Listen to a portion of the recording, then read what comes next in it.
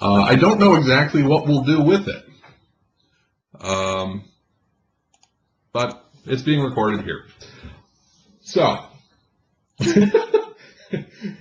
Jim, come on. Jim Ray said, no beer, see ya. So, thanks, dude. Okay, so what's going to happen here, and hopefully those folks, as you can see, the audio is only over the computer, so there's no phone call or anything along those lines, because again, we're using live meeting. We don't have the synchronized conference call capability or anything along those lines.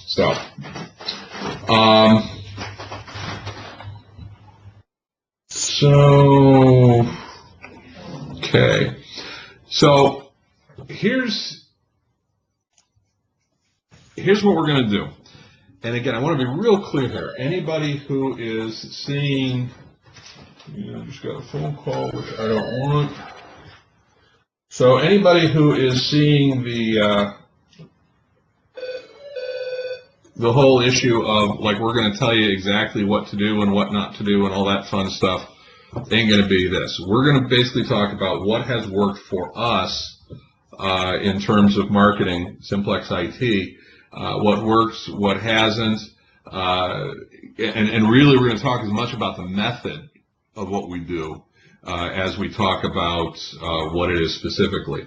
You're welcome to steal from us. In some issues, some cases we'll talk about materials that third parties have. Those obviously we can't share quite as much, although we'll talk about our experience, like with Robin Robbins and MSPU and all that fun silliness. We're not going to slam anybody. We're not going to, judge or anything. We really haven't had horrible experience with anybody, relatively speaking. So bear in mind, and I've got a second monitor over on this side over on my left, that I'm kind of looking to see how questions are going. You know how most people, like when they do these things, they have an assistant or an attendant who's saying, look at this. No, not happening here. So there's basically two guys here in the office, and both are going to try to, throw things at me or anyway. So, to give a little bit, because one of the things I think is important is for you to realize what the size of organization we have, because in some cases, some of this stuff ramps up nicely, some of it ramps down nicely, and some of it just won't work. So, some background as far as the Simplex-IT started back in 2007, August or so. It was myself and one technician, if you will. We wanted to be MSP from the beginning. So we did not go the break-fix route to MSP. We keep on saying, and this sounds lame, it's all about the customer, but we really try to make it that way, and I'm going to talk about that specifically. My former life is actually I've been in the business for 30-some years. Yes, I'm old. And of that, about 20 years or so as either CIO of companies or IT director of companies. But I've done the development, the IT pro, the consultant, blah, blah, blah. So one of the things that I try to bring to the table is I can really look at things from different perspectives. So from 3.5, 4 years ago, we are now myself, a full-time salesperson, 3 full-time technicians, one part-time technician, and 1 part-time marketing. The part-time technician is really a database DBA type of person, and the marketing is a person who does work one day a week. Got a question about who does my admin, paperwork, bookkeeping. You're looking at them. We try to keep the paperwork to a minimum, relatively speaking. The part-time marketing person, she's responsible for kind of putting together a good chunk of the newsletter and the postcards and the LinkedIn and the Facebook, the social media type side. Everybody here writes blog entries. And then the final line is kind of gets into that as well. My time, 30% tech, 70% reality. When I first started, it was probably reversed. And I keep telling people that when I started this company, the whole thing was I was a geek who owned a company, and it's hilarious. My brain is now, I am a business owner. Oh yeah, by the way, I'm a technician, I'm a geek. And I can tell you that I did that on purpose. I didn't. That basically is what has happened. And I am not saying, I'm not sitting here going, look at the wonderful success we've been a successful company, relatively speaking. And it's worked for us, and it would work for some and not for others. The MSP focus, do we not accept break-fix clients? Good question. Remember the consultant's credo, your check is my command. There is also, how much business do you need? If you need the business, you accept break-fix. The question to me, and especially in terms of this conversation, who do you want to have as customers? That's what marketing's about. When you start talking about going out there, you go out there looking for the customers, looking for the business that you want. You can take other business that comes your way, depending upon both your need and your wants. But when it comes time to spending marketing dollars, you don't spend marketing dollars to attract people who are not going to be the kind of people who you want to get. Now, again, this is my opinion, my experience, but I think you have to be, as a business owner in this biz, you have to be focused on these kind of issues, because if you're not, nobody else will be. Okay? All right. Our marketing goals. We're a little bit weird in this standpoint, and I'll explain why. First of all, we want people to know who we are. I love it when someone says, I've heard of you, and we get that a lot. And that doesn't make a lot of sense because we're not very big. By the way, we're smack between Cleveland and Akron in Northeast Ohio. And we have customers up in Cleveland. We have customers in Akron. We're not proud. We also have some networks in England and Colombia and Florida and Michigan that we're responsible for. We didn't go for those guys, but we ended up kind of getting them, which was a little bit weird. So our goal is we want people to know us, we've heard of you, okay? And then when they've dealt with us or when they've seen some of the marketing stuff, it's these three key points, and I'll get back to these later, is the first one, these guys know what they're talking about. And by the way, guys is a generic term. So we want to demonstrate our knowledge, and that does not mean that we're going to hold it above people. If you do that, that will not work well. And I'll explain that as well as we go. Then the next point is these guys are willing to share. You have no idea how many IT people come across to either business people or other IT people as, I've got a secret. We want to be those cool guys. All right? I would much rather have 10 conversations with people where we shared knowledge and made their lives better so that they walked away going, hey, we had a good experience with these guys, even if we didn't get business from them, because they will come back to us later without going to anybody else.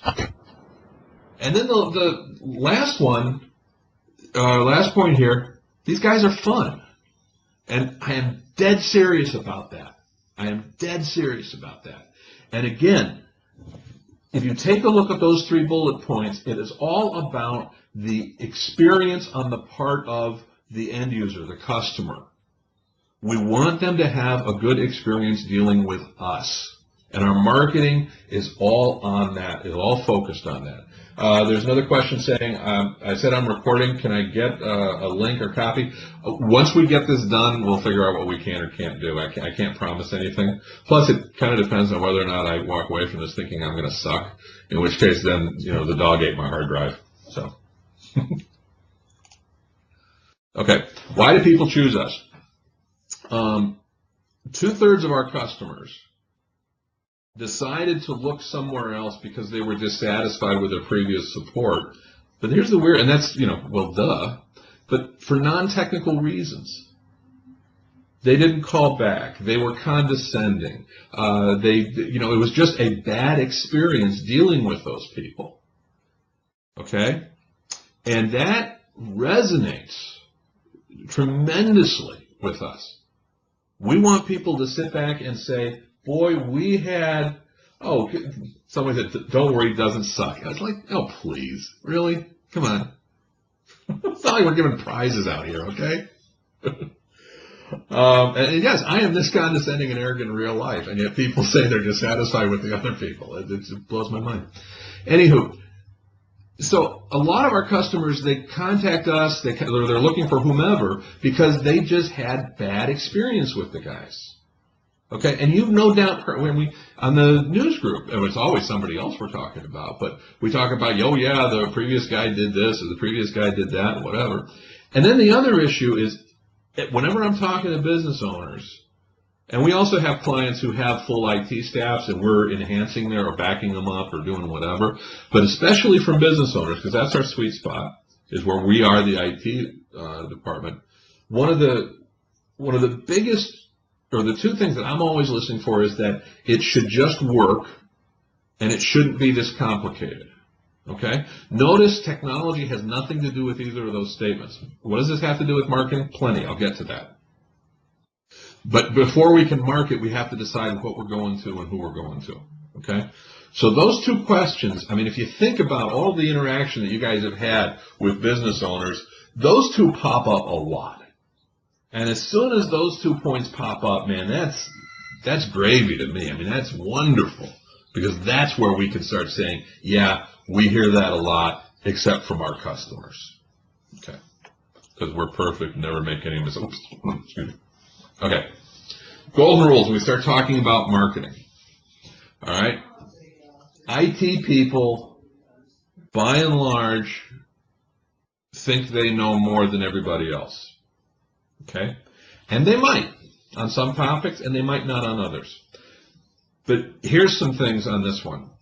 Number one, we don't get to choose what medium our customers like or potential customers like. They do and will.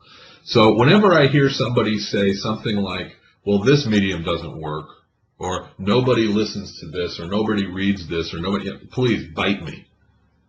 You know, it's like the political left or the political right saying the American people want, no. You want them to want this. The question is that what is the most effective way to reach people? And remember push and pull. The whole concept of 2.0, Web 2.0, that I keep talking with customers and people about is it used to be that we either pushed information out or we pulled information in. So an example is a newspaper. If you want to get a newspaper, every time one is put out, then the publisher of the newspaper will push one out to you by delivering it to your home. In which case, they decide when you get the information, when you get the experience. A pull, on the other hand, is when you decide, yeah, you know, today I'd like to go get a newspaper, so you go to the local newsstand, drugstore. I'm assuming you guys still know what newspapers are. You'll go where, whatever, and you will pull the newspaper to you. In one case, the publisher or owner of the information decides who to give it to and when. And the other case, the consumer of the information decides. Well, when you start talking about blogs, when you start talking about Twitter, when you start talking about all these things, neither one can decide for the other how information is going to be shared. And so you have to remember that it's the ultimate in democracy here. And to me, it's not hard to get around, but you need to keep that in mind. You can't force things on people who don't want to see it. And you can't wait around and wait for people to go get the information if you don't give them the opportunity to give it to them. The third one, it's not about impressing or communicating to you.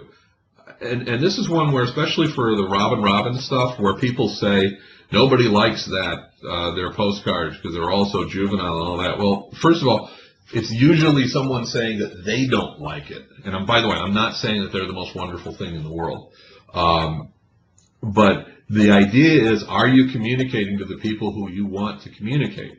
Who are those people? They are the people who are asking the questions, it should just work and it shouldn't be this complicated. So the question is, they're the ones you're impressing or communicating to. All right? Not you. You have to basically be proud of your company and say it represents appropriately your company. All right? But it doesn't have to communicate or impress you. And then the last one, don't abdicate. You know, a lot of people like to, there's an old Russian proverb which I absolutely love and I use constantly, and it is, it's a short walk to the church, it's cold outside. It's a long walk to the bar, I'll wear a jacket. If somebody wants to do something, they will do it. If they don't want to do it, they'll find reasons to justify. You cannot abdicate this process.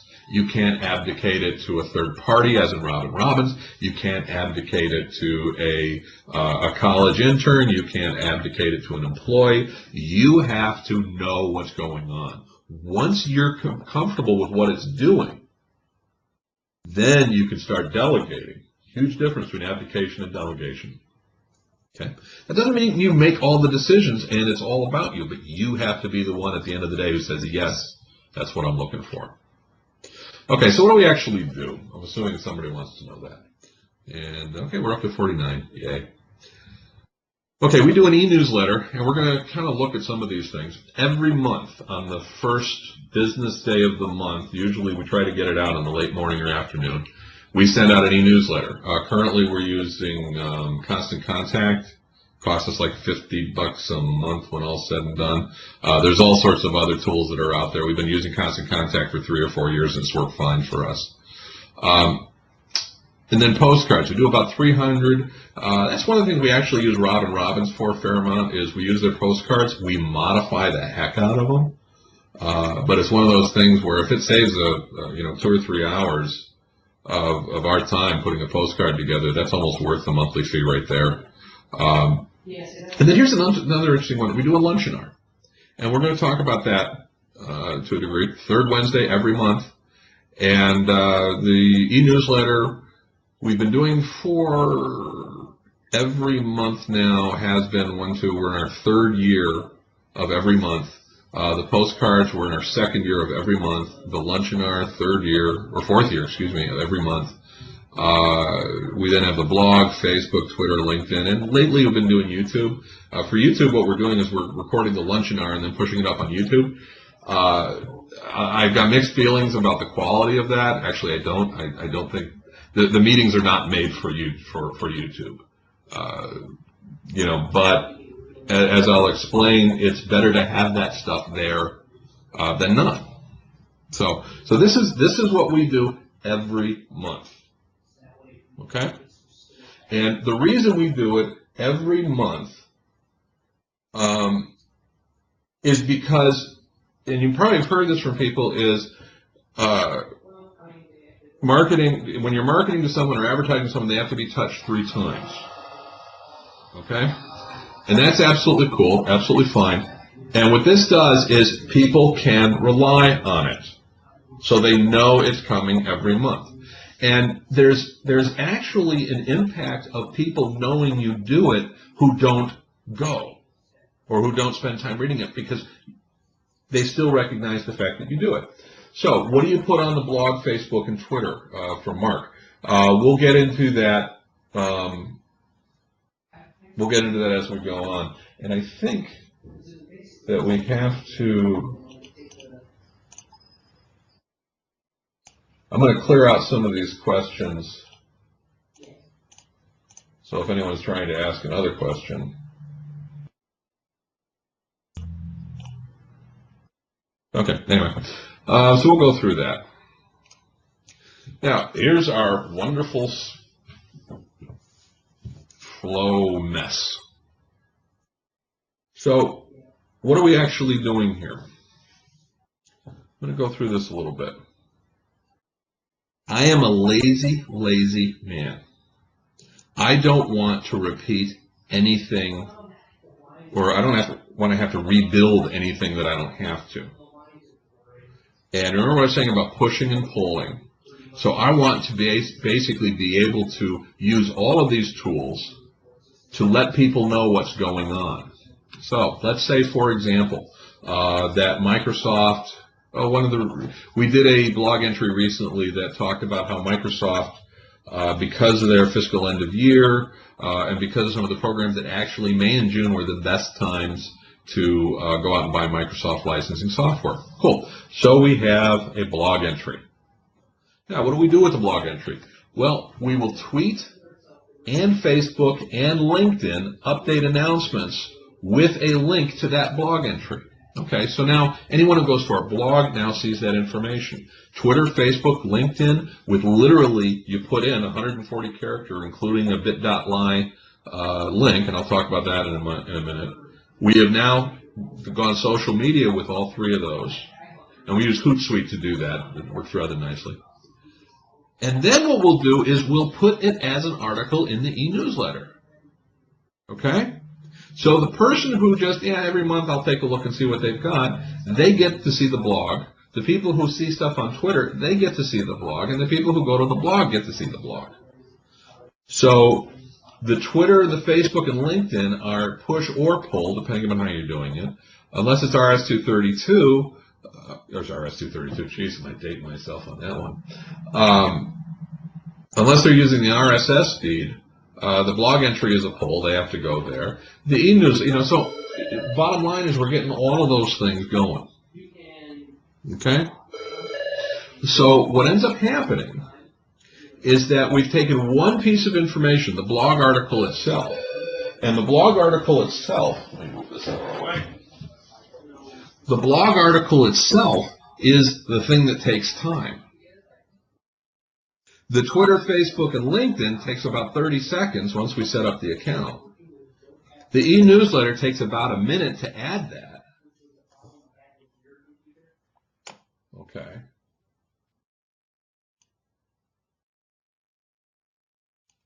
So we've only written the article one time. All right?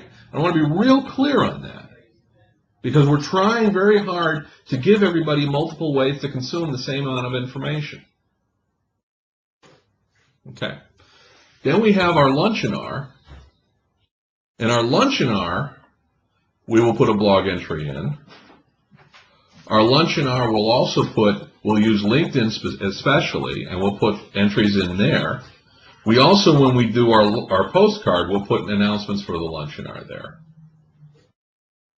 So our Luncheon hour gets 3 hits. Oh, and of course on the newsletter, I didn't include that as well.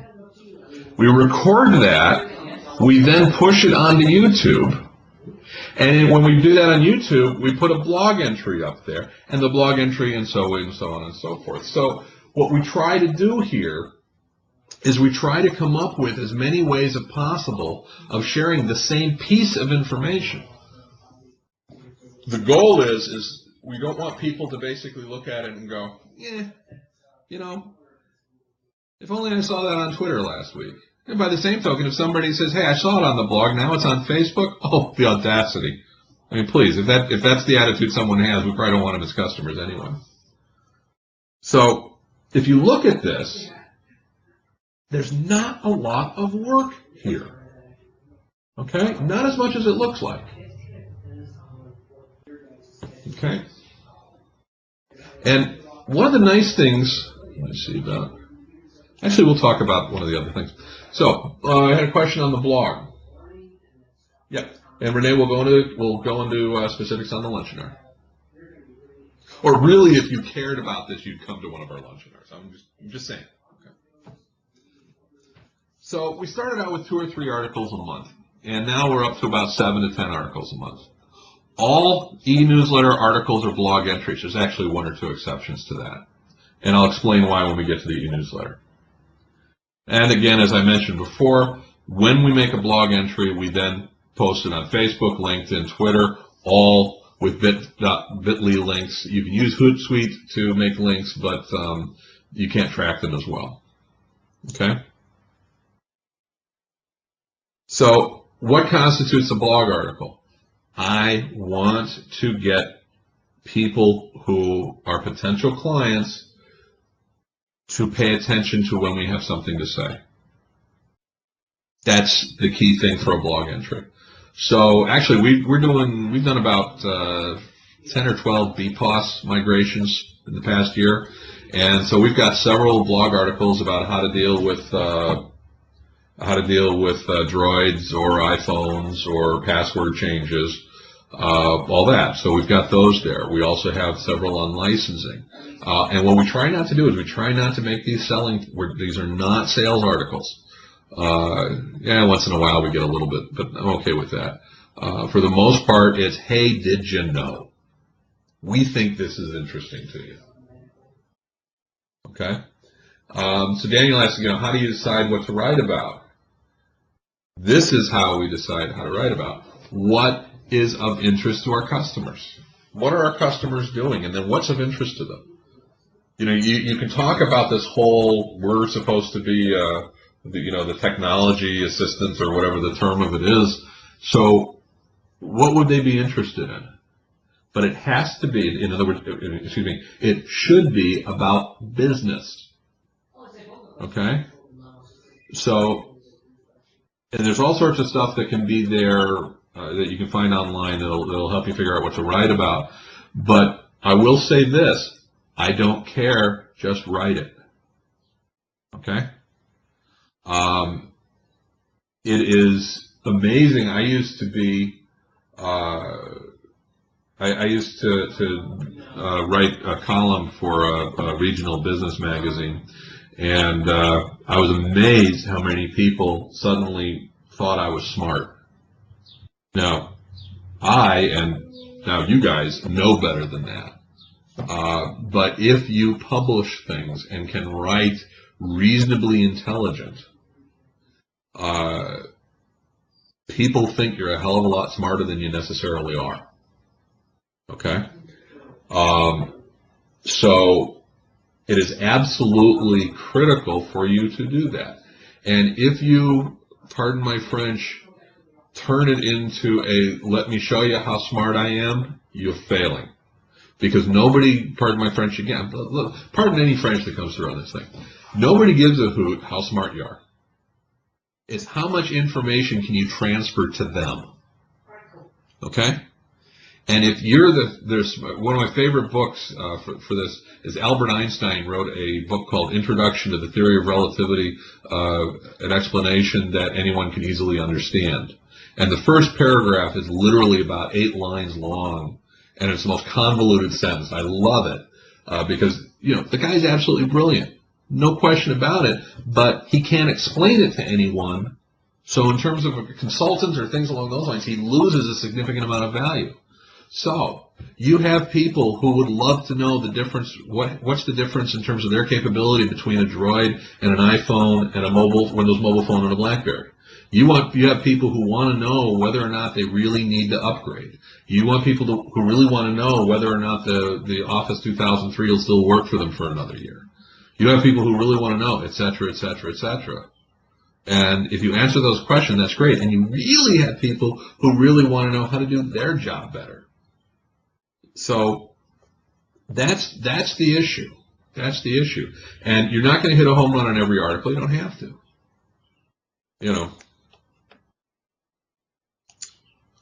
The Luncheon hour. We started in, I think, January 09. Does that sound? So we're in our 3rd year. I'm sorry. Yeah, okay. And purposefully not fancy. I can't stress that enough. At the time we started it, we literally just said we have a meeting. We're in a house. It's a commercial office, so everything is Simplex-IT. But we're on for all purposes, a ranch with a basement, with a large room that we use as a conference room. And what we did was we said, hey, we're going to get some pizza and some pop, and we're going to talk about these topics. That's it. No big whoop. Now, why did we do that? One is we wanted it to be cheap, and we ended up getting about 6 or 8 people. Cost us about $60-70 a month, and it was fine. It's purposefully not fancy because, in my opinion, when small companies such as ours attempt to be fancy, we don't do it well, and it shows. And I think that if someone goes out and tries to do this really fancy PowerPoint where everybody, and everything's going to go absolutely, it never works out. Whereas if you do, nobody's here.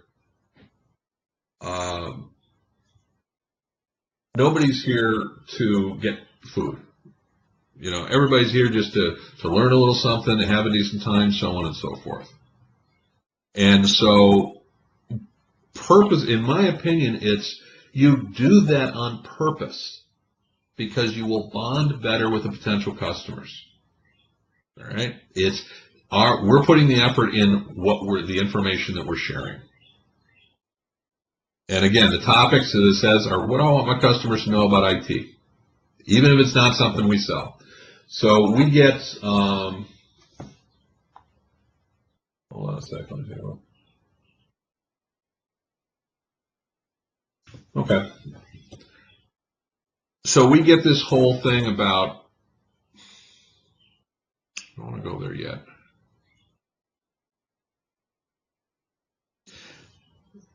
Right now we're up to about 25 to 40, depending upon the topic, attendees. Obviously, we've moved out of the office. And Jeff, I'll answer your question in a minute. And one of the things we've done that's been very popular is we'll do the social media. And we did that last year, and we're going to do that again this year. What we do, though, is the topic is developing a social media strategy for your business. Not welcome to LinkedIn, welcome to Facebook, how to do Twitter, because there's tons of stuff out there. We want to talk how to develop a strategy for your business. And we brought in 3 consultants who work on that sort of thing, and we did a panel discussion.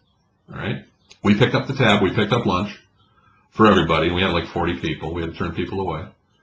Why did we do that? One is because those 3 people invited their customers, which introduced them to us.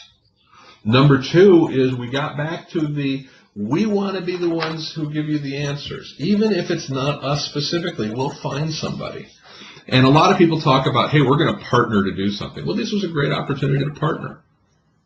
Put on these luncheon hours together. So we tell people, hey, we will do a luncheon hour. We will partner with you. I will tell you right now that luncheon hour is going to be under our flag. It is a Simplex-IT lunch. But we'll pick up the bill. And that works out for us very nicely. There's a question about we're at a certain level with company resources, sole proprietor. Scaling.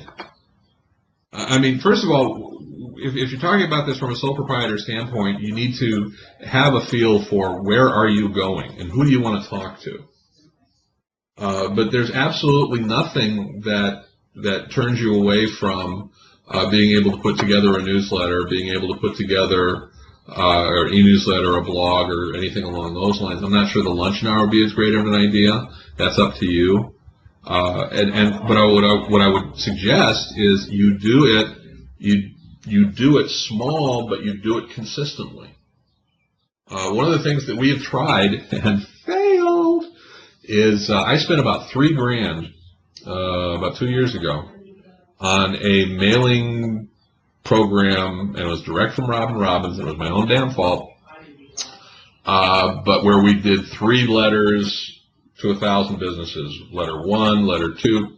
Letter 1, please let us introduce ourselves to you. Letter 2, pretty please. And letter 3, pretty please. Won't go into all the details. Absolute total waste of money. 100%. We should have done that like within 20, with a 20-letter start. And we'll talk a little bit about that as we go. So now what we've done as far as the luncheon hour goes is we've moved to a restaurant, and we actually found a restaurant not only with a meeting room, but it's a restaurant that is owned and run by a nonprofit organization that employs mentally challenged, forgive me for the right term, people as employees to try to get them out self-supporting and all that kind of thing. And it's a great place, and it's a good price. And we're able to get a few more, yay, aren't we wonderful, by having it at this place. It's worked out very nicely. We're now paying, I'll say about $7 a head for a nice lunch. And that works out very nicely for us. And we've been able to find, Microsoft has picked up the tab in some cases, which was very nice.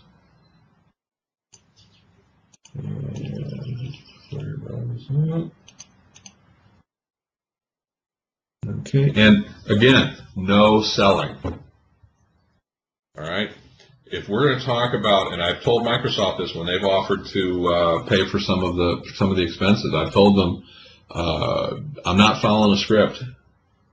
So if there are parts of the technology, so if we're going to do, like next Wednesday, we're doing one on Office 365. And if there are things that I'm not crazy about with Office 365, like, for example, integrating the accounts, Active Directory is still going to be a pain in the butt in that thing. I'm going to say this is a pain in the butt, or some of the problems they're going to have with the BlackBerries and yada, yada, yada. So that's, and Microsoft's never given us a lick of trouble on that. I'll give them full credit on that one, but no selling. And here's the other thing: no pre-qualifying. Anybody's welcome. Okay, so you're feeding people off the street. Oh, yes. So two things happen on that. One is that you'll get people who aren't employed or who have absolutely no role whatsoever to do with the decision process anywhere. And they'll attend and they'll take your food. Oh, my God. To which my reply is this: within the past 4 or 5 months, we've had 2 people who have been just that. They've gone to our luncheon hour, and we've made them welcome and happy and all that. They got jobs.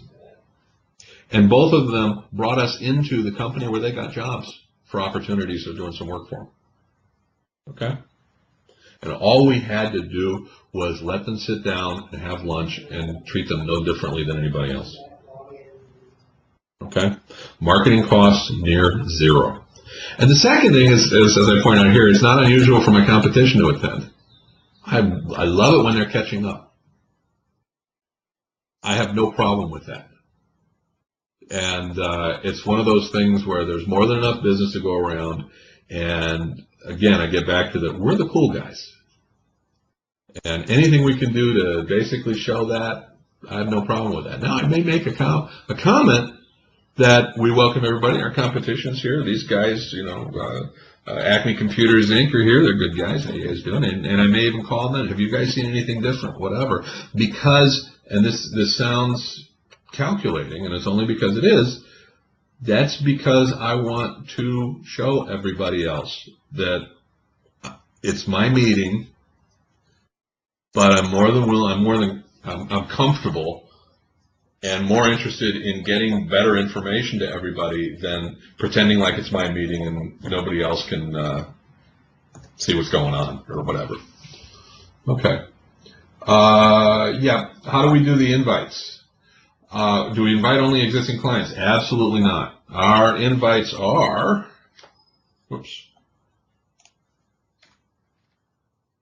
blog entry, Twitter, Facebook, LinkedIn, e-newsletter, Luncheon Hour, Postcards. Every one of those has invites to the Luncheon Hour. We actually do 2 emails a month. We do an e-newsletter on the first of the month, and I believe tomorrow actually will be going out the Luncheon Hour reminder for Wednesday.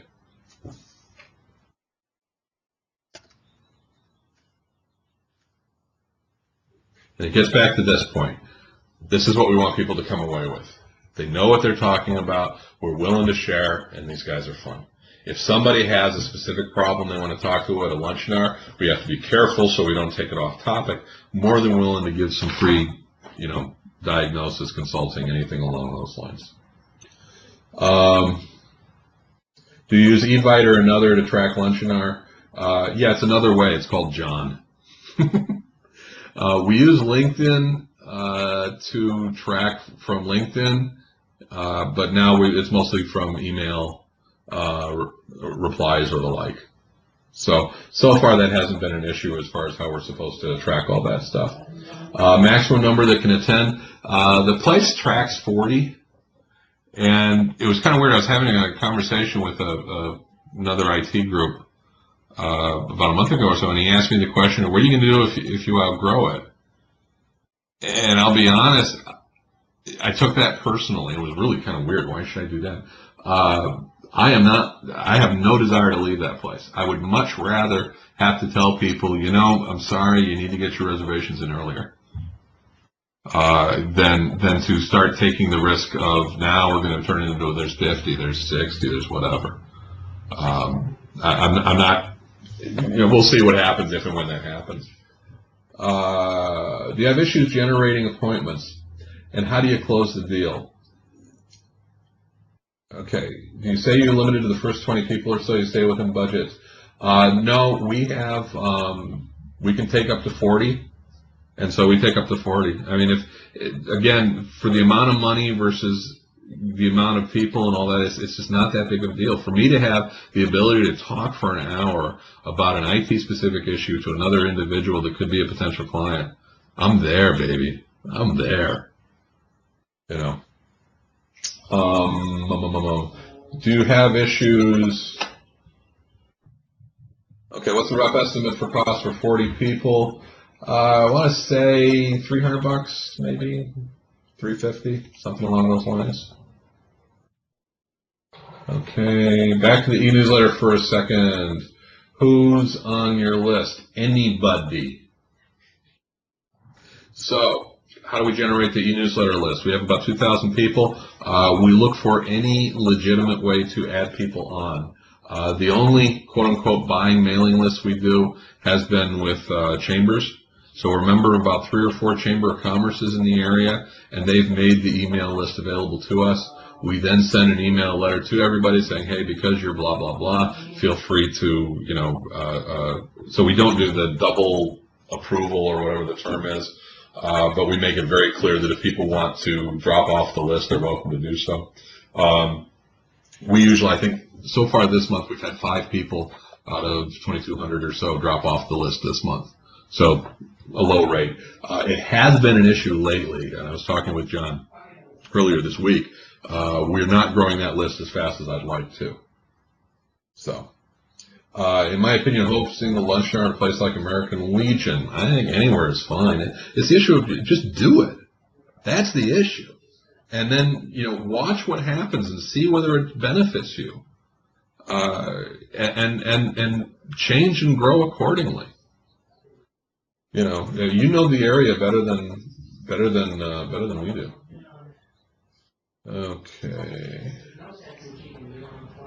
It's really fun. Dustin, I've been trying to get to your question. Do you have issues generating appointments, and how do you close the deal? Really, that would be a great follow-up meeting for somebody else. We're pretty good. We are not at all, that close in one meeting. We don't do that. We take, and this is something that probably I should be talking to a counselor about, but we don't push, we don't twist arms. We really want to be as good an experience as possible, and so we don't try to force the issues.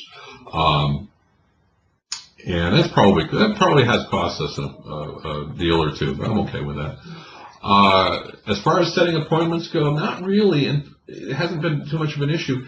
And I think a reason for that is because people know from dealing with us, it's going to be, hey, we're cool. Call us when you want to call us, so on and so forth. To give you an idea, we have our contracts are 30-day out. So if somebody wants to drop us for support, you're welcome to do that. No harm, no foul. We had, in 2010, we had 3 companies drop us. One for money, 2 for money. One for, they wanted a company who could handle both their phone system, they had a weird phone system, and their IT.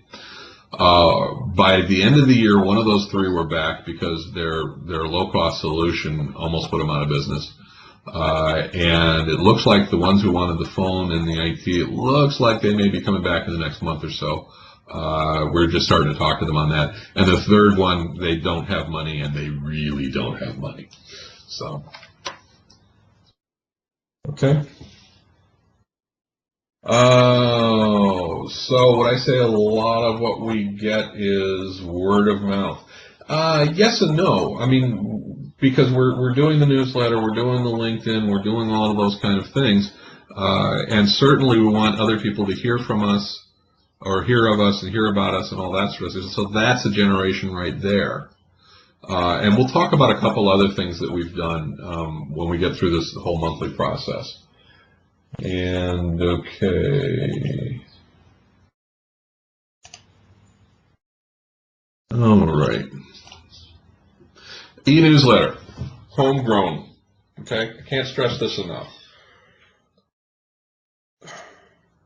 You're not, and this is a weird concept, especially for technologists, you are not educating people about what's in your articles. You are educating people about your company with your e-newsletter. And you're doing that by showing what you know and how you can communicate it. Okay? So, you may be, from a technologist, you may be sitting there going, boy, I know exactly how to do a swing migration from this SBS to this SBS or whatever. Wouldn't that be a cool article? No, it wouldn't. But to have an article that said, here are the features that end users can have by us providing this service, or by this thing happening, or here's a free piece of advice that you could be taking advantage of to go do, or whatever, that demonstrates what you're like. I used to be CIO of one of the larger home remodeling sunroom companies, about 40 locations, 50 locations nationwide, about 70 million in sales, blah, blah, blah, blah, blah. And there's one salesman, one of the laziest guys I knew. I loved him. He was great. And what he would do is every year at the beginning, first couple of months of the year, he would go around to community centers and he would do a one-night how to build your own sunroom. Okay? And he would absolutely had a very nice presentation to put together that specifically went into here's how you build your sunroom. Okay? Now, his company, or the company he worked for, sold and installed the bloody things. But he did not, he said, that's where I'm from, that's where I work for, but I'd like to share this information. By the end of the evening, he said at least 20% of the people who would attend, which could be, maybe 3 or 4 people, whatever, but he would say a good percentage of the people were so frightened about what it took, and he said he didn't have to doll it up or anything, that they wanted somebody they trusted to do it for them. And they trusted him because he was willing to tell them without any strings attached. That's your newsletter. Okay? And you repeating articles written by unknown sources out in banana land or wherever ain't going to cut it. Okay? Second point we do.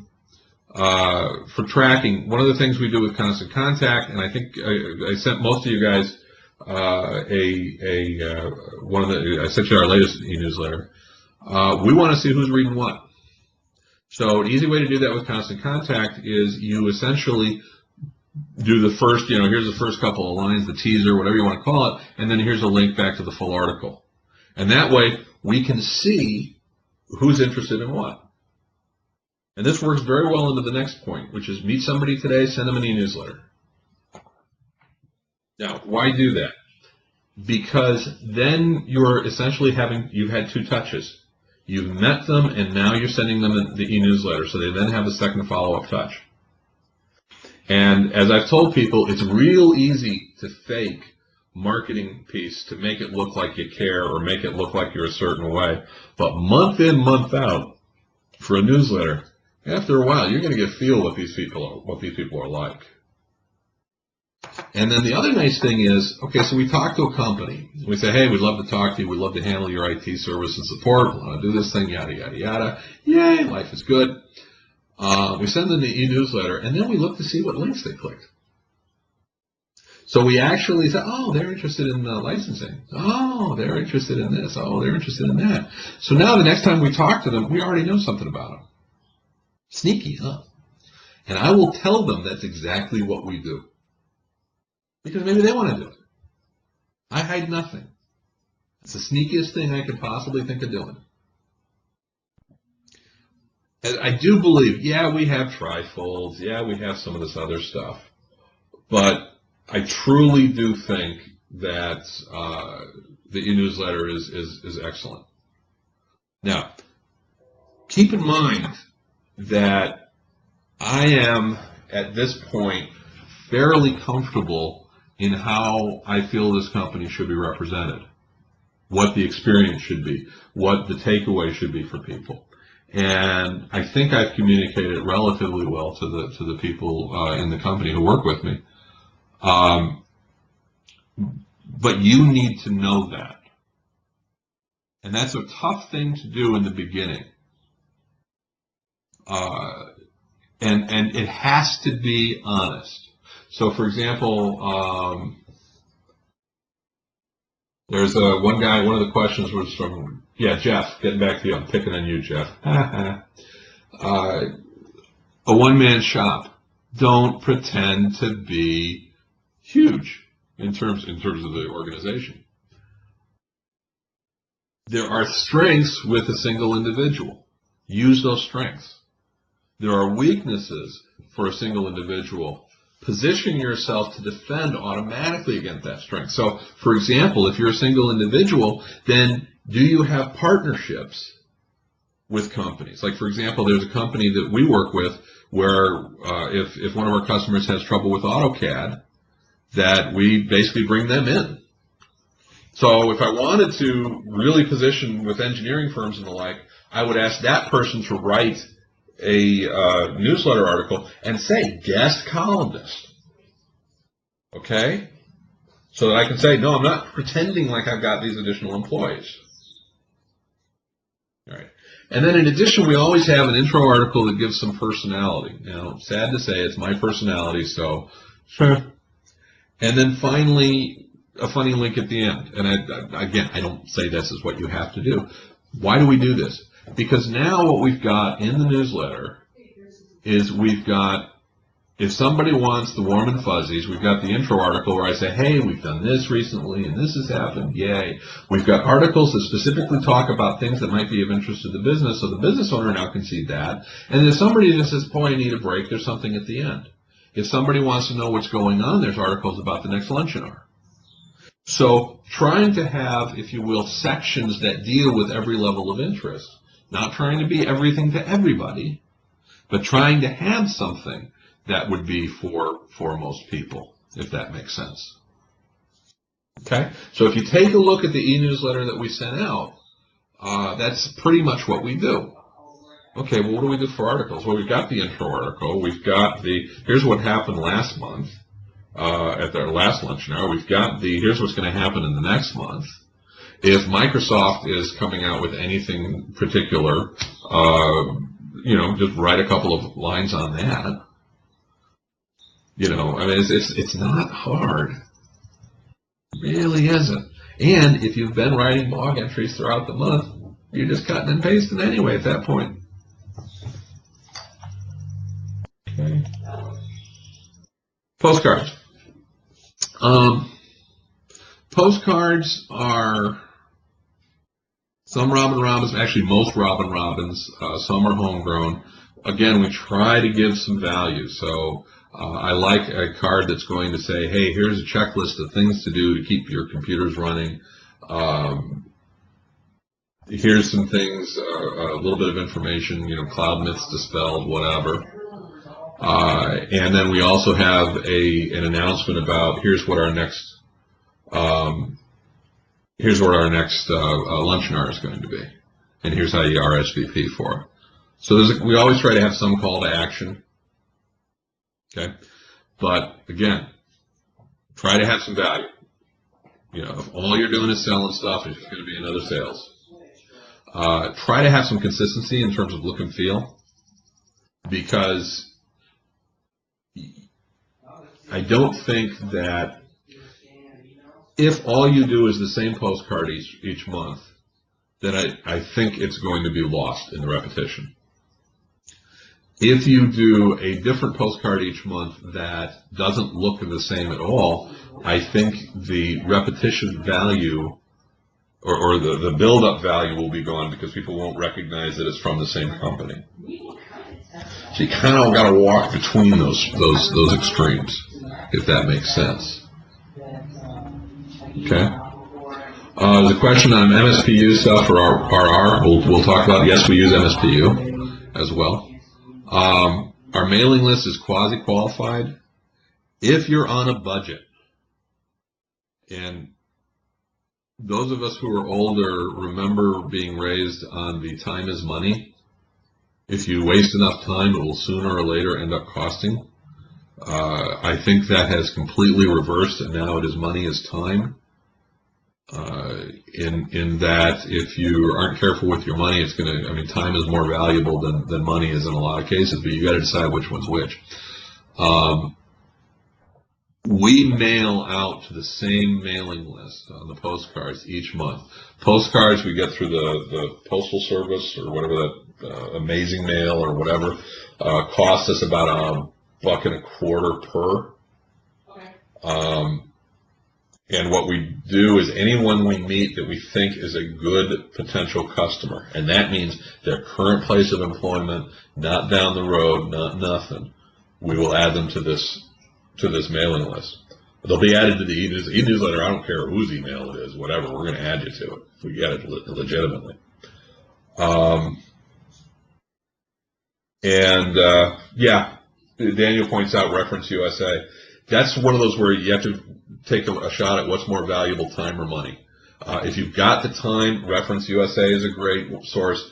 There's all sorts of resources that you can use to try to drill down. And in my opinion, if you identified, and I think you have to have probably at least 20 or 30 in order to have something statistically useful.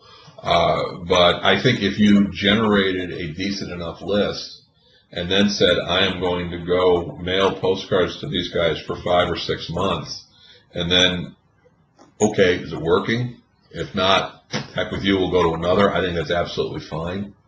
And that's part of what Robin Robbins or MSPU or any of those other guys will suggest for you to do. What size postcards do we use? We use the oversized ones. So about, yay? I don't know what size they are. Yeah. Unfortunately or fortunately, the days this is where hopefully it's more delegation than abdication. I don't look at the postcards as much as I used to. They basically throw me here's what they came up with, and I'll go, yeah, okay. And then they'll tell me that they, put poopy face in the middle of the text or something. But in any case, what's quality qualified? That's up to you and who you're going after and all that fun stuff. Whenever you focus on your marketing, focus on who you want to talk to. That gets back to whether we do break fix or managed service. We'll take break fix, but we want managed service. And then again, we say the annual purge. If after several months someone has not responded, why send more? I do think it wouldn't be a bad idea to, and we're going to be doing this, I think, in a month or so, where we're going to make a postcard that is specifically we haven't heard back, so we're going to stop sending, and send it to people. Say, hey, for the last year we've sent you these postcards. We hope that's of value, but they're expensive, and so we're going to be moving on. If you want to keep receiving it, give us a call, give us an email, whatever. And I'm really curious to see what that ends up doing. That might end up being the most successful one that we do. Okay. Let's see. All right. Facebook, LinkedIn, and Twitter. And I see another couple questions on letters and cold calling. We'll get to those as well. What time are we running at anyway? Okay, we're doing good. We got about another 20 minutes or so. Okay, LinkedIn by far, we're a B2B. We do not do, we don't do the home users. If we get somebody who's, like the CEO's house or whatever, absolutely, we will go and take care of their systems, but that doesn't happen all too often. Again, all three get status updates, linking to blog entries, so we'll add, and again, Hootsuite, I keep wanting to call it Hootsuite. Hootsuite does a very nice job for Facebook, Twitter, and LinkedIn. You can essentially create one entry and it'll go to all three. LinkedIn local groups, this will be dependent upon how well you guys, your geographical area uses it. But in Cleveland especially, we've got a lot of LinkedIn groups that are specific to Northeast Ohio this. So Northeast Ohio small business, Northeast Ohio IT, Cleveland, Ohio whatever. And what we'll do is we will participate in those local groups. And I want to be real clear here. Our participation is basically, we do two things. Number one is we will go to those groups and we will we will add our Luncheon as a LinkedIn event. And two, we will go to those groups and put a link to that LinkedIn event saying, hey, we've got this going on. The other thing is, if we see something that is of value, we will put something in to point it out. And I want to be real clear on this. Right now, LinkedIn is so full of people who are basically saying, hey, look at me, I want to sell you something. Or look at me, I want to scare you into thinking you need my services. Or whatever. That's not us. We want to be the cool guys. We want to be the good guys. So one of the things we've done that's been very popular is Microsoft somewhat frequently has free ebooks.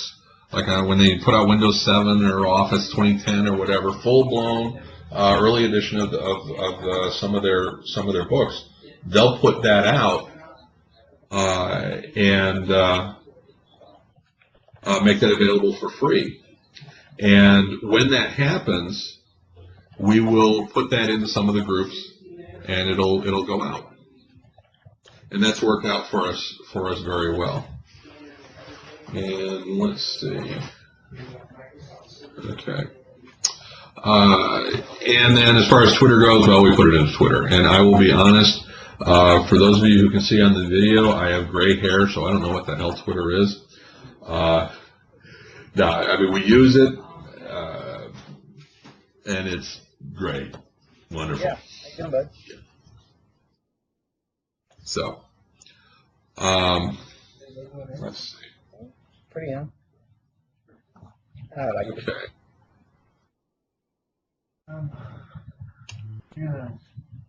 Now let's. Yes. What's our costs? Here is a rough estimate of what our costs are. Shit. And hold on a quick second. Yeah. Go back to the CMA stuff. That's an hour and you never see it. Okay. Okay. So we order them a new one. Okay.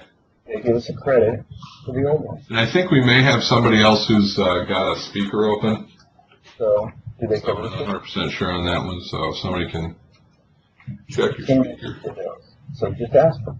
It's easy enough. Dude, just ask. Say, hey, what's the fastest thing we can get to get this solved? Is it? CMA are going to get at least a couple of weeks. Well, yeah, that's to give us a credit. We can buy a new one immediately. The problem is then we're waiting on its credit, right? We can't actually purchase a new one until we get the credit. Okay. Hey, Bob, I just wanted to tell you thank you very much while we figure out who's got their speaker on. This is Jim. I've got another appointment I've got to scoot off to, but thank you very, very much for sharing, and I look forward to learning more. Okay, no problem. Appreciate it. And I thought I muted everybody except me, but apparently everybody except me does not include some people. So we have some powerful people out there, so that's impressive. Okay. Anyway, I'm amazed that we're still online and connected. I just figured. Okay. Yeah, some of the local ally groups see it as spamming. I think absolutely. I do. Which is why, again, we don't say hey, we've got a Luncheon coming up. It's a free lunch. Hey, come on and take advantage of it. Here's a great place for you to find a book. We're not telling anybody we're selling anything. So we've gotten much more. I've never heard anybody tell us that we have a negative vibe because once a month you put a notice in there. Okay? And again, it's all about are we putting value in? Okay, so that's what we try to do there.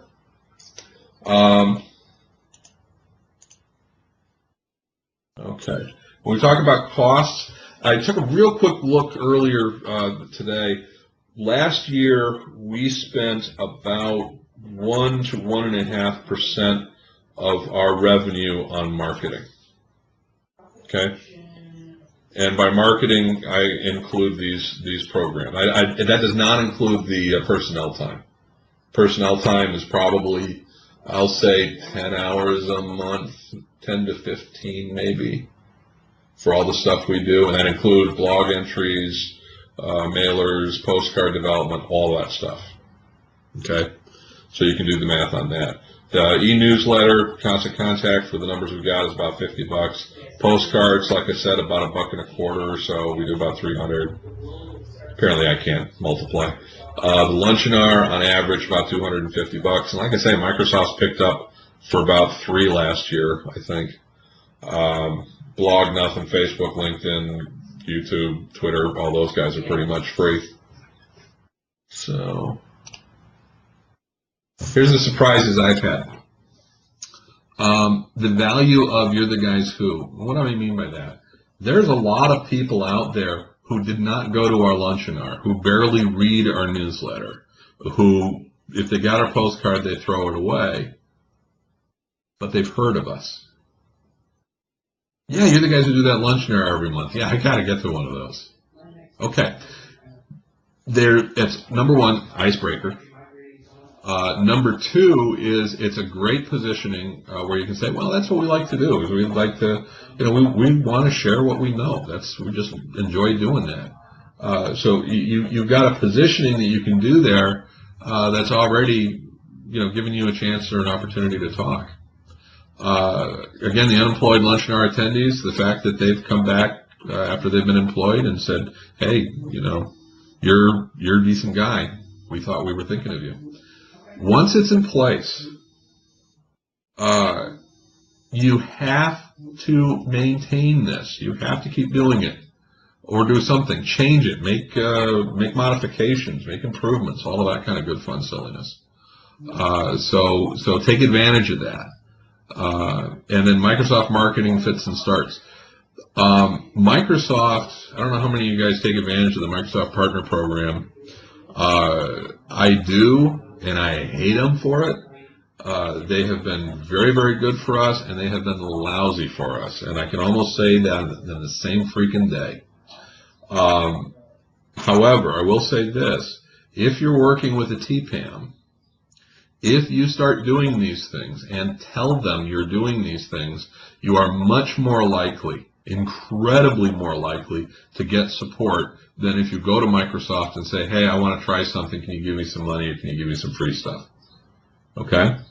And what I mean by that is that these guys at Microsoft, their checks, their bonus, their salaries are based on how many of these things they help happen. So you're not working with a TPAM, a territorial piranha associated with Microsoft. I don't know. I forget. A TPAM. It's a position. What I'm going to do is when we're done, I'll open up the mics and maybe somebody knows them more specific. But if you are an SBSC, a Microsoft Small Business Certified, you should be assigned one. And if you're not a Microsoft Small Business Certified, and I know the new partnership is changing, and I'm not sure exactly what it's going to, but it's a worthwhile certification to get. So, okay. Services, Robin Robbins, MSPU, Google AdWords to be a few of them. We are both Robin Robbins and MSPU. I hate them, I love them. Robin Robbins is, if I was locked in the same room, and this is going to start sounding weird, but if I was locked in the same room with Robin for more than 20 minutes, I'm sure I would kill myself. And it's one of those where she is so on with the message and the marketing and how wonderful. It's like, for the love of God, I live on the planet. Can we still? That said, if you don't have a marketing plan, you will spend more than her cost putting one together. I mean, it's one of those where she will help you put one together. Her program will help you put one together that you will still have to pay attention to it. You will still have to work on it and deal with it and all that good stuff. But she will get you a hell of a lot further than you will be on your own. And the more geeky and techy you are, the more true that statement is. MSPU is, actually MSPU, their marketing pieces are a little more sedate. We actually, if you take a look at our website, simplex-it.com, that's one of the MSPU whatever it is, their cookie cutter websites. And I'm pleased with that. I'm pleased with how that's gone. We've used some of the SEO tools that came with it, and that's worked with us well. I do believe that either of those are good, but the key is it's your marketing program, and if you abdicate it to them or anybody else, it's going to fail. I don't care what the other guys do. Google AdWords, we're doing it. The jury is big time out. Right now, I am paying money to Google. So when you look at Google stock prices and they keep going up, you're welcome. Haven't really seen the bang from the buck, but that said, I haven't spent as much time as I need to in the launch pages and all that sort of fun stuff. So, okay. A couple other things that we've done. Actually, I'm going to leave that one. A couple other things that we've done when we wanted to do a little bit more is we do a mailing. There was a question about whether or not we do letters. What we'll do is John will select, again, John's a sales guy, he will select, we'll say 20 or 25 potential customers, and they could be from our postcard list, they could be from some other source, and he will send, I think, a letter followed by another letter that we include a worry doll or something like that. And this is pulled from Robin Robbins for all purposes. And then, but we then finally finish it off with a phone call. Yeah, if you call that a cold call, it's a cold call. And we've had some decent success, not earth-shattering, but some decent success as far as getting some additional names and all that good silliness. So we've done that, but I want to be very clear. It's very specific. It is very focused, and it's very small. I do not believe that, because I've done several mailing campaigns where I've tried to, let's send 500 postcards out, we've done the 1,000, and never get anything out of them. In this particular case, we're doing 20 or 25 letters. We try to call them during a 3-week period. So letter 1 on week 1, letter 2 or on week 2, postcard week 3, phone call week 4. Works out rather nicely in terms of a 1 month, and it's only, 20 potential customers. And that's pretty much it.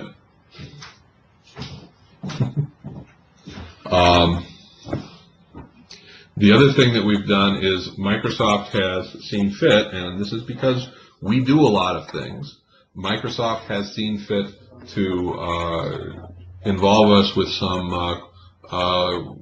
phone call campaigns where they'll give us a list of a couple hundred potential clients for whatever purposes, and we'll call them. That is almost a cold call because there's no real reason for Microsoft. I mean, the customers have not said, "Oh, please call us. We'd love to hear from you." We've actually had some decent results from that program as well. So those things happen. We've also presented at Chamber of Commerce meetings. I will do that in a heartbeat. And we also every year in August, as I said, we're in between Akron and Cleveland, and we've actually got a huge, gorgeous backyard at the house. And so every year in August, third Wednesday, we have a picnic. And we're not selling anything, we're not demoing anything, and we usually have around 70 people or so. We've had some sponsorship from Chamber of Commerce, and we've done that, and that's worked out well for us. Okay. Here's the things to watch out for. First of all, the geek mentality, ready, fire, aim. One of the things, this is true on technicians as well, we love to fix things. We'll figure out what was wrong with it later. So the geek mentality of, I just had this great idea for a marketing program, I'm going to go do this. No. Baseline, measurement, review, modify. So, you know, if you do something, you measure the results, you measure the costs, you tweak a little bit to see whether or not you can improve it. And you don't do anything that's going to, you know, break your bank, or that's going to take so much time that you can't, you know, you can't keep feeding the chickens like you normally have to do. Whatever feeding chickens has to do with this, I don't know. Also, that you know what customers want. Oh, you don't. Okay? Not unless you're actually dealing from the customer's experience. You may know what they need, but you don't know what they want. So, or I should say that there are some people who are very convinced with that. And the more you're convinced on that, the more I'm convinced you're wrong. Okay? Abdication. There is absolutely an issue with folks where they will basically sit back and go, you know, I'm not the expert. You figure it out. No.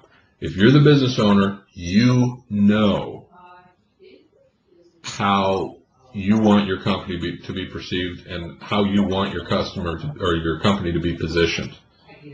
And if you don't know, then that's even more reason for you to be involved with this process, because you better damn well figure it out. Because otherwise, someone else is going to figure it out for you. Okay? So, and that's not a good thing at all. Okay? Know thyself. And what I mean by that is deal with your strengths. This is going to sound a little bit on the weird side. When I first started in IT, I'm terrified of crowds. I hate them. I don't like people all that much. There's 44 people still here. I probably wouldn't like 42 of you. 2 of you I would. I'm not saying which ones. The one with the beard. No, seriously, I didn't like public speaking. I don't like talking with groups, whatever. I recognized early on, had to do it. Had to learn how to do that. And so over the years, I have just kind of thrown myself into that. So now I can, relatively speaking, do it without breaking a sweat. That's critical when you start talking about luncheon hours. It's also critical when you start talking about writing for your e-newsletter and all that fun stuff. If that's something that you're not good at, you need to work on it. There are some people who, like, for example, Toastmasters, not a believer in that. And the reason being is Toastmasters, and someone will disagree with me, and you're welcome to, but in my opinion, Toastmasters is more of a formal. And for small organizations, we don't need formal. We need it to work. And actually, and this is not what I would recommend or success or recommend to people to follow me on. I have many years experience with user groups, presenting there and leading and organizing and all that fun stuff. And also I have, for the last 10 years or so, I'm a graduate of the Second City Conservatory for improv comedy. And have also done some community theater plays. Now, I want to be real clear here. Graduating from Second City essentially proved that my checks cleared. Okay, so this is not to say anything, but these are some skill sets that actually have helped me immensely in terms of positioning the company, positioning myself, positioning the rest of the guys in the company, and all that. And you wouldn't think that, but I think it's actually a good thing. Let's see, was there anything else? No, that was it for that. I want to take a look at one thing real quick, and then I'm going to open up the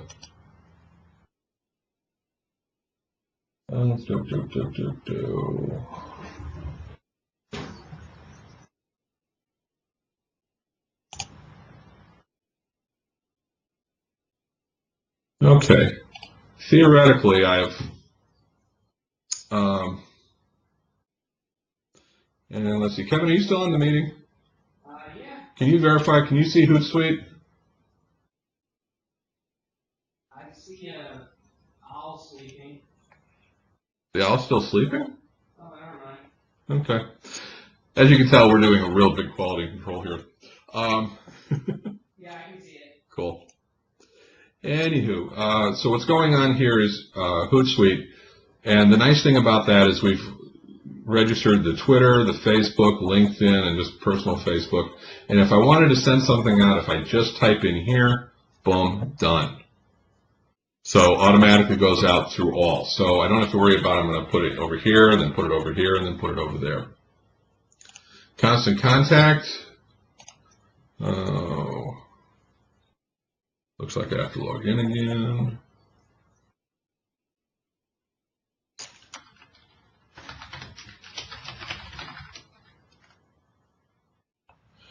In constant contact, if we take a look real quick here at our main newsletter,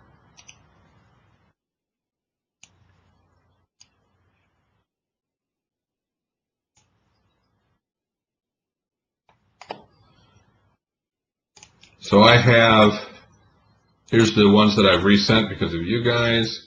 The bounce I've had 5 people opt out. We got about a 20% opening. 24% of people have clicked on it. And here are all the links.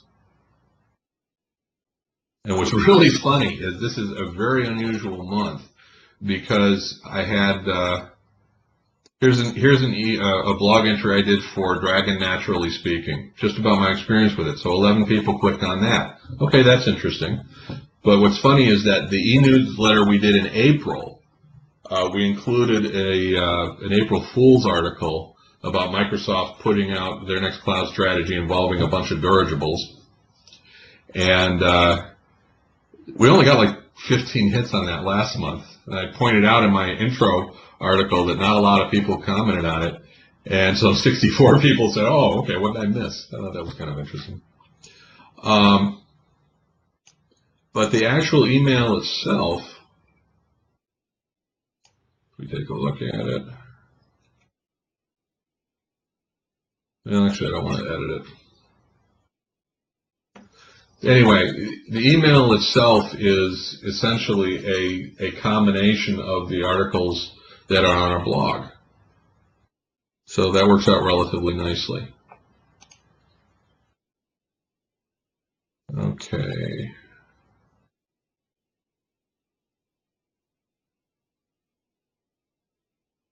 What else we got?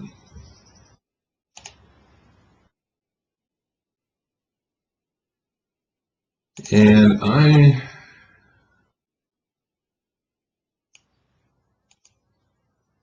this is pretty much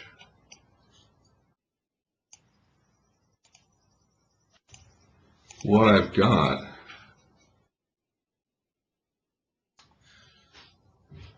And I think it's opened up. Does anybody have any questions?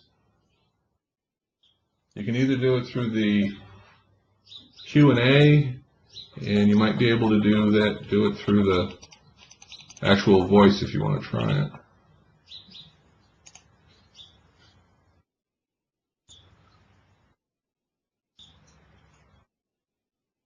Operationally, how do we manage our prospect list? Constant contact. Do we sync with the PSA? Okay. Boy, I'd love to tell you how wonderful we are at that. We are, let me give you a little background or a little support up to my answer. We are a level platforms as far as our monitoring and Autotask as far as our ticketing and all that fun stuff. Autotask includes, of course, the CRM module, which, relatively speaking, that sucks. And I have not really seen a much better one. And again, there's one salesperson for all purposes. So a worksheet works for us pretty well. So on that one. What kind of response from the EA marketing program? The EA marketing program, not. Okay. And can you and it may be something that I already covered and I haven't explained, but as far as the EA, do we do cold calling? Like I said, we don't do it on purpose. The only Techie07, thank you for sending me upside down text. Oh, jeez. Do we do call? What response are we getting from each marketing program? Okay. Each marketing program, keep in mind that they're very integrated. And let me go back to one thing in particular.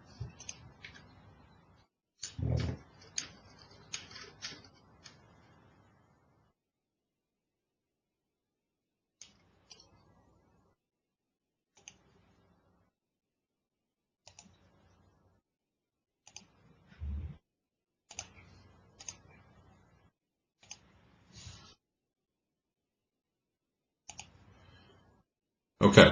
Hopefully you guys can see the graph with the funny little arrows. The real key thing is that someone can see this content information from just about anybody.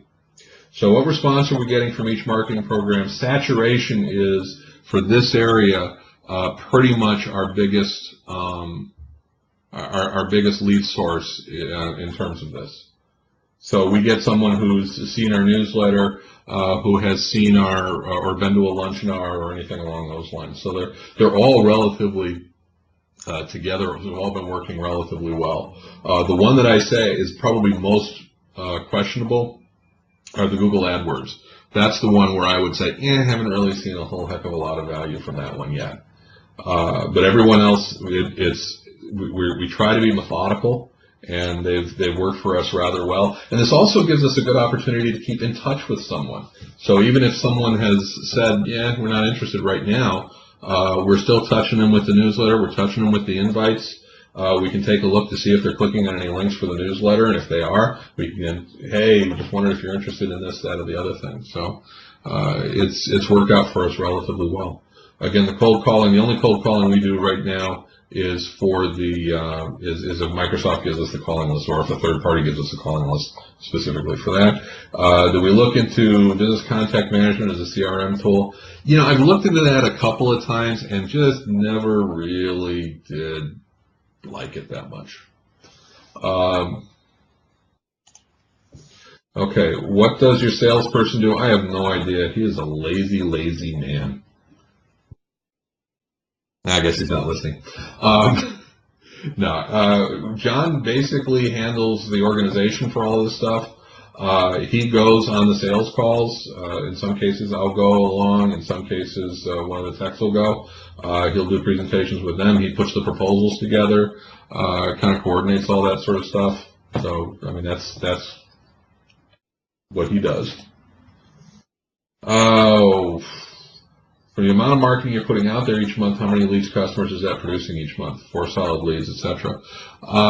Good question. I would say we're probably at this point getting about 6 to 10 what I would call solid leads a month. And the last 3 months, 4 months, we've on average, I think, added 2 or 3 managed service clients each month. And again, that's recurring revenue. Okay. So that's a good trade or a good gallop to get to. And to give you an idea, in 2010, our revenue increased by about 40% from 2009. And I don't know if you guys knew this, but the economy wasn't that good. So, okay, any other questions?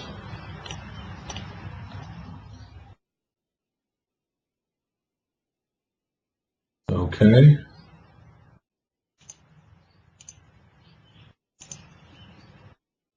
Okay, I see a hand up from Ann.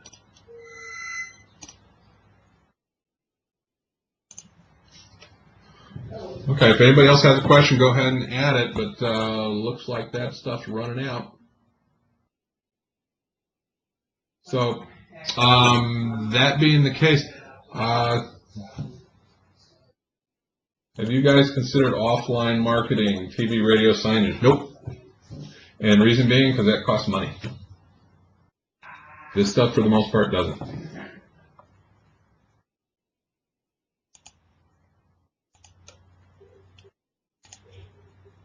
Sales paid salary or commission. There's a base plus commission.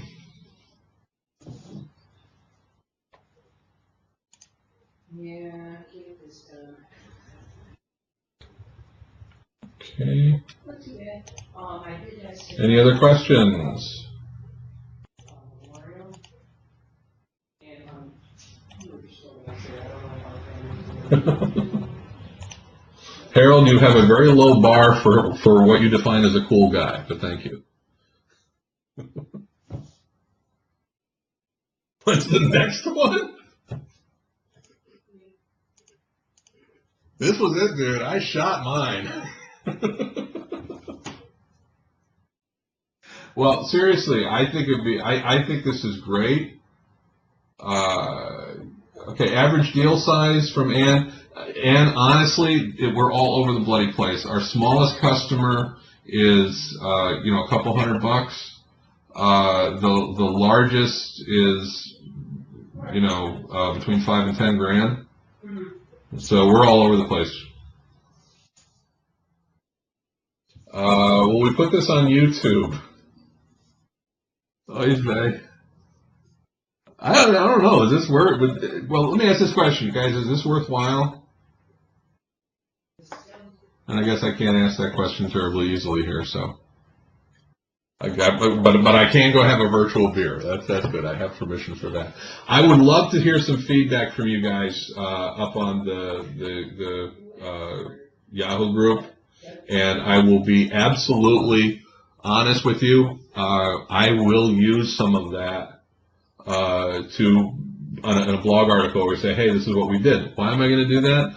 I'm going to do that because I want people here to say, hey, gee whiz, maybe you can help us with this, with our marketing or the like too. So, okay.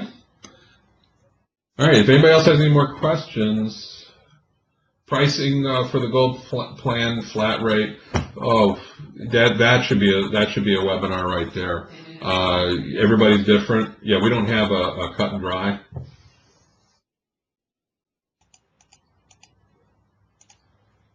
Any suggestions for hiring and motivating salesmen? Well, let me put it to you this way. John's actually my third salesperson. The first one I hired was what I refer to as a lazy hire. I just literally hired someone who I thought would work out. He thought it would work out. He didn't have sales experience, but he was a nice guy and all that. And it just didn't work out for either of us. And thankfully, he's doing what he likes to do and having a great time. And he's a good guy. The next, who was actually a young lady who, excellent on the marketing side, did not want to be a salesperson. And she and I put this together, and she really put the mechanics of this thing in play. And then her husband got a job driving a truck around between vineyards in California, go figure, and decided that was better than being in Northeast Ohio, so she went out there. And then John came on board. John's got a sales background, and he's been doing gangbusters.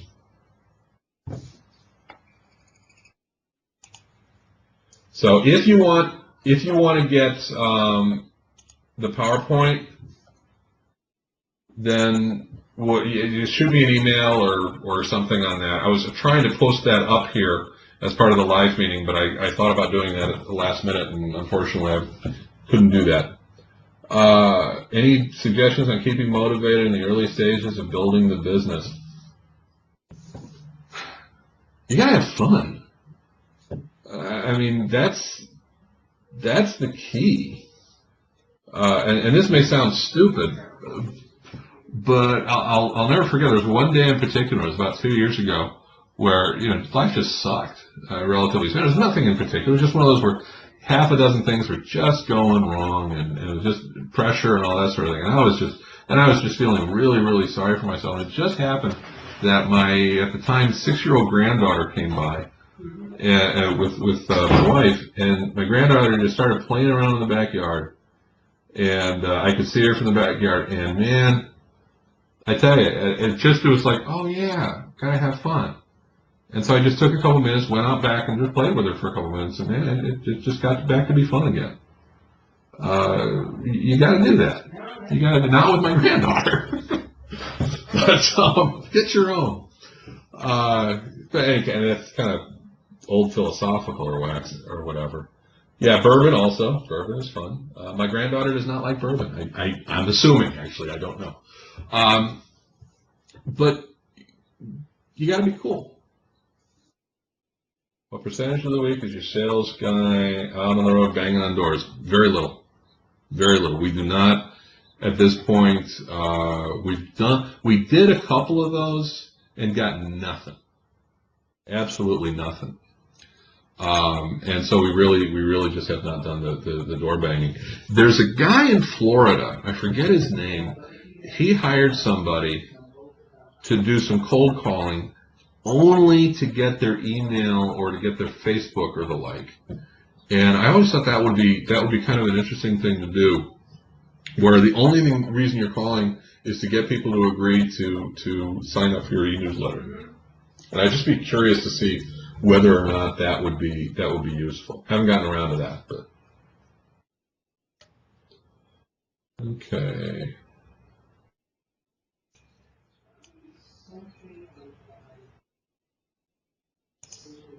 Any other questions or anything? We still got 36 people hanging around here. Don't you guys have something better to do? Or are you still waiting for the beer?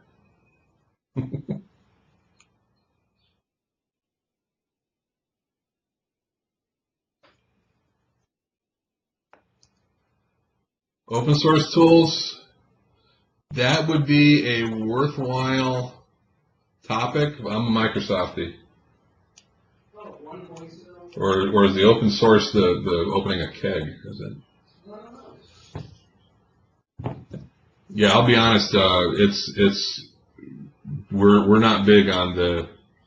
Yeah, and there's some people who will support Microsoft and other and open source or the like, and that's great. My issue is that at least in Northeast Ohio, we're not seeing the demand for the tools. We're seeing demand for accomplish the business results. Heterogeneous network solution. Yeah, I've gotten involved with heterogeneous data source replication, and it's just so cool to be able to say that to somebody and say, yes, that's what we're doing.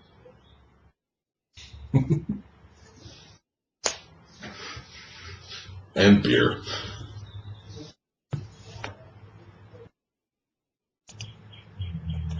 Okay, now we're down to 32.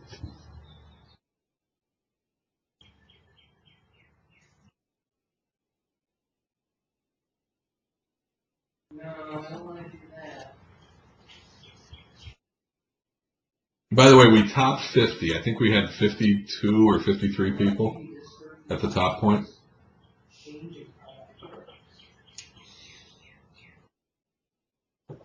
And now we're down to 29.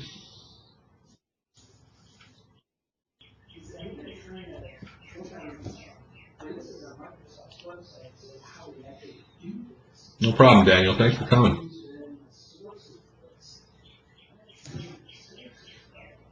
Yeah, you got to bring your own beer. How do we find our salesmen? For the most part, just about everybody I've hired, well, I shouldn't say everybody, the main techs and salespeople I've hired have been through referrals. And that's worked out well for us.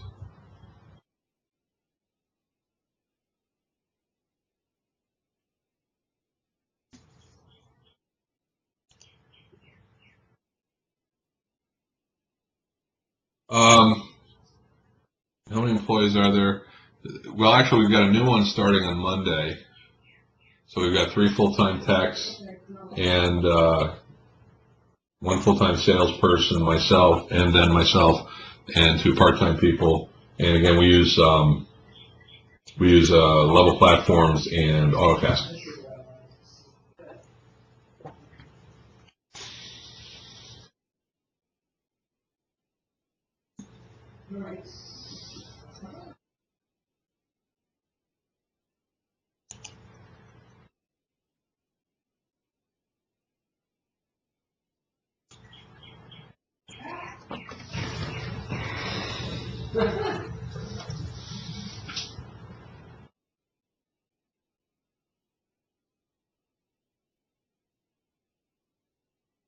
right, guys. Well, we've still got 23 people who are hanging around. I'm starting to think they're just not paying attention. So, again, thank you all very much for attending, and I think we've got this recorded locally, and I'll try to figure out what our options are and all that fun stuff. Am I going to the AutoTask conference? You know, I think my days of going to a lot of conferences are pretty much gone. Beer. So yeah, I'm not planning on it. So yeah, an AutoTask is one of those ones where if I was smart, we'd be using a lot more efficiently. So, anywho, last chance for a question.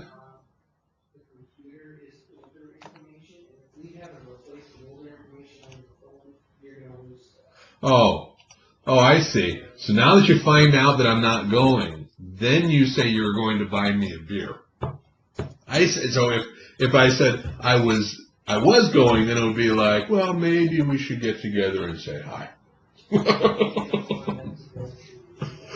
All right, guys, if that's it, I'm gonna famous last words. Yeah, beer's free anyway.